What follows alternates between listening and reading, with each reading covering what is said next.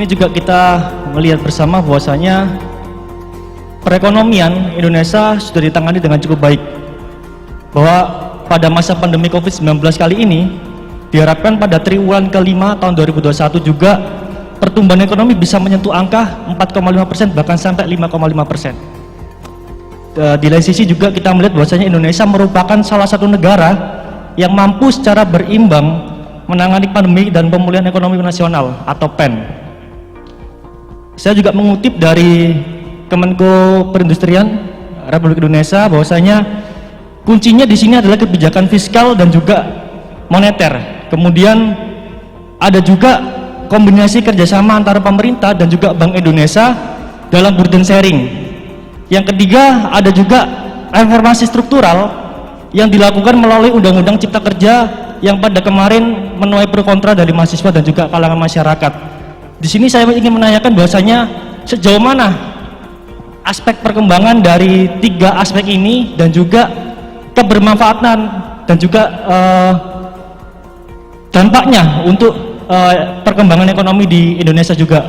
Dari tiga aspek tersebut, yang pertama ada kebijakan fiskal dan moneter, kemudian burden sharing yang bahkan rencananya akan diperpanjang hingga tahun 2022. Yang terakhir adanya reformasi struktural pada Undang-Undang Cipta Kerja. Terima kasih Bapak.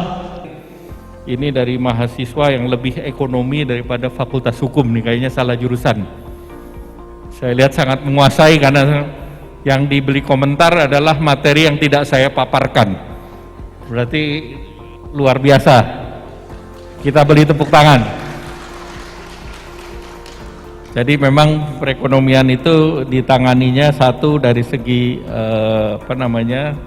kebijakan fiskal, yaitu anggaran pemerintah, di mana dalam 2 tahun terakhir pemerintah menggerojoki dengan anggaran dan defisit anggaran, artinya pembiayaannya besar, lebih dari 3%. Nah kemudian moneter, tadi Ade mengatakan burden sharing, artinya pemerintah terbitkan surat utang, BI yang beli. Nah di tahun 2023 ke depan ini sudah tidak bisa lagi BI beli dari surat utang pemerintah.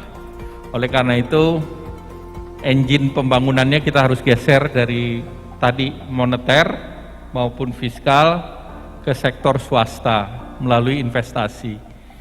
Tapi dengan demikian investasi perbankan ini harus jalan. Nah untuk perbankan harus jalan, maka kreditnya harus jalan. Sekarang ini bank lebih banyak menerima deposito, jadi jumlah uang masyarakat yang dideposito tumbuh di atas 12%. Sedangkan bank memberikan kredit hanya 5%. Jadi deltanya lebih banyak dan ditambah lagi ada loan to deposit ratio, rasio deposito dan utang, pemberian kredit sekarang hanya sedikit di atas 70%. Nah ini banyak ruang kalau kita bisa naikkan ke 80%, yang nilainya mungkin bisa mendekati 1.000 triliun. Nah inilah yang mau didorong oleh pemerintah ke depannya. Dan untuk mendapatkan itu reform struktural diperlukan, antara lain melalui Undang-Undang Cipta Kerja, dan untuk pertama kali kita punya yang namanya Sovereign Wealth Fund. Jadi Sovereign Wealth Fund itu adalah lembaga pembiayaan jangka panjang yang dimiliki oleh negara. Singapura punya Temasek, kemudian Malaysia juga punya, bahkan negara kecil Timur pun punya.